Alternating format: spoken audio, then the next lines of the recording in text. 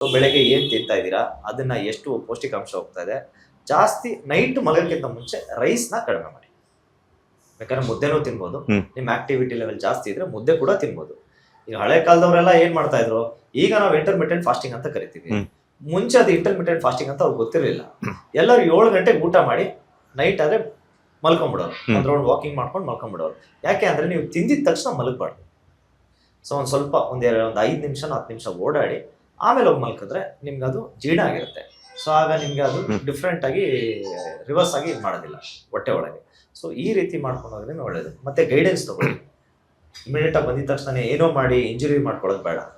ಸ್ವಲ್ಪ ಇನ್ಸ್ಟಾಗ್ರಾಮ್ ನೋಡಿ ಅಥವಾ ಸೋಷಿಯಲ್ ಮೀಡಿಯಾ ನೋಡಿ ವರ್ಕೌಟ್ ಮಾಡಕ್ ಹೋಗ್ಬೇಡಿ. ಸೊ ಈಗ ನಾನೇ ಏನೋ ಒಂದು ವರ್ಕೌಟ್ ಮಾಡ್ತಾ ಇದ್ದೀನಿ ಅಥವಾ ಧನುಷ್ ಒಂದು ವರ್ಕೌಟ್ ವಿಡಿಯೋ ಹಾಕಿದ್ದಾರೆ ಅಂತಂದ್ರೆ, ಧನುಷ್ ಅವರು ಸತತವಾಗಿ 7 ವರ್ಷದಿಂದ ವರ್ಕೌಟ್ ಮಾಡಿದ್ದಾರೆ. 7 ವರ್ಷದಿಂದ ವರ್ಕೌಟ್ ಮಾಡಿ ಇವತ್ತು ಆ ವೆಯ್ಟ್ ಎತ್ತುತ್ತಾ ಇದ್ದಾರೆ. ನೀವು 7 ವರ್ಷ ಮಾಡಿರೋರ್ಗೂ ನಿಮಗೂ ಒಂದೇ ಅಲ್ಲ, ನೀವು ಇವಾಗ ತಾನೇ ಬಂದಿದ್ದೀರಾ. ಸೊ ಸ್ಲೋ ಆಗಿ ಕಡಿಮೆ ವೆಯ್ಟಿಂದ ಸ್ಟಾರ್ಟ್ ಮಾಡಿ. ಸ್ಟಾರ್ಟಿಂಗಲ್ಲಿ ಯಾರಾದರೂ ಗೈಡೆನ್ಸ್ ತಗೊಳ್ಳಿ, ಈ ರೀತಿ ವರ್ಕೌಟ್ ಮಾಡಬೇಕು ಅಂತ ನಾನು ಬಿಗಿನರ್ಸ್ಗೆ